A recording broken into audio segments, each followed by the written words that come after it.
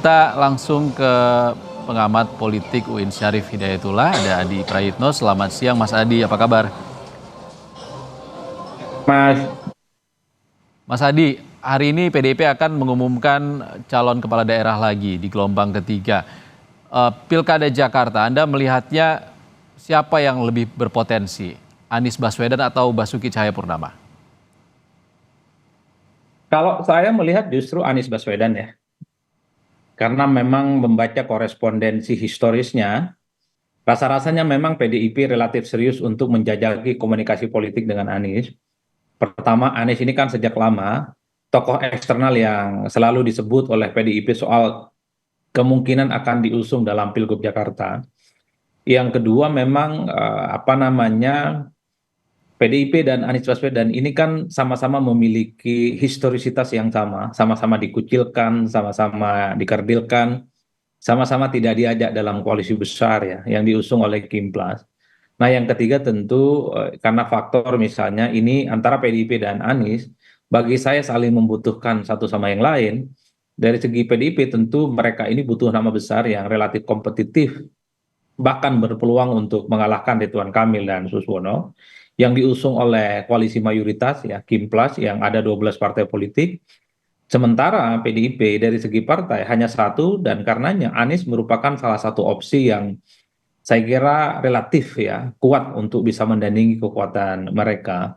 Sementara pada saat yang bersamaan kita tahu bahwa Anies ini adalah sosok yang kelihatan juga ingin maju dalam Pilkada Jakarta di 2024 dan Anies satu-satunya cara dan satu-satunya pintu untuk bisa berlayar hanyalah dengan bergabung dengan PDIP.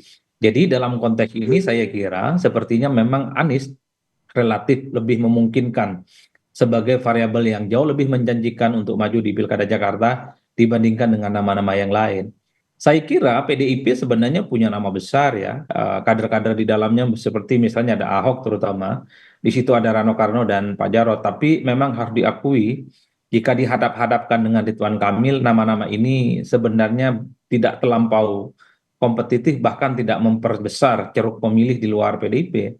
Karenanya paling mungkin kalau PDIP ini bisa berkomunikasi dan mengusung Anies sebagai salah satu kandidat di Jakarta, bagi saya PDIP nantinya akan mendapatkan sokongan dari kekuatan partai politik lain, terutama dari pendukungnya Anies Baswedan. Jadi ini variabel yang saya sebutkan bahwa Anies jauh lebih diuntungkan dan memungkinkan akan diumumkan sebagai salah satu kontestan yang mungkin nanti siang ini akan diumumkan oleh PDIP sebagai salah satu kandidat yang akan diusung di Jakarta. Saya kira di situ konteksnya. Mas Adi, kalau PDIP kan sudah terkenal partai berbasis kader. Ahok juga sudah mengatakan pastilah kader PDIP yang akan diusung. Anda melihatnya seperti apa? Apakah PDIP melunak atau menunggu Anies Baswedan akan menjadi kader PDIP mungkin? Ya, tidak ada bantahan apapun bahwa PDIP itu adalah partai kader, partai yang sangat ideologis. Bahkan semua orang tahu bahwa PDIP dan Anies ini merupakan dua variabel yang saya kira sangat sulit untuk bisa bertemu dengan yang lain. Saya selalu mengistilahkan ini bagaikan langit dan lubang sumur yang saya kira ini sulit untuk bisa disatukan sama yang lain.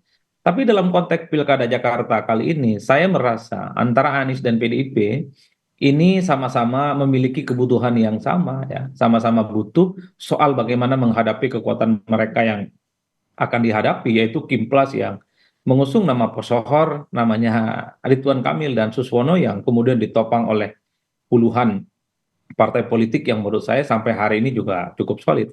Jadi dalam konteks itulah memang tinggal PDIP sebenarnya. Apakah PDIP akan tetap mempertahankan partainya sebagai partai kader dan partai ideologis, sementara pada saat yang bersamaan PDIP masih membutuhkan ceruk pemilih di luar kekuatan mereka, yang tentu opsinya ada pada Anies Baswedan. Karena bagi saya melawan kekuatan Kimplas di Jakarta ini tentu tidak hanya bermodalkan jargon-jargon ideologis, tidak hanya cukup bermodalkan misalnya alasan kader adalah utama, tapi bagaimana taktis pragmatis bahwa PDIP harus mulai menghitung siapa sebenarnya jagoan yang bisa diusung kompetitif dan bisa memenangkan pertarungan. Toh kalaupun toh misalnya PDIP itu mengusung Anies Baswedan, saya kira tidak menyalahi patsun politik PDIP.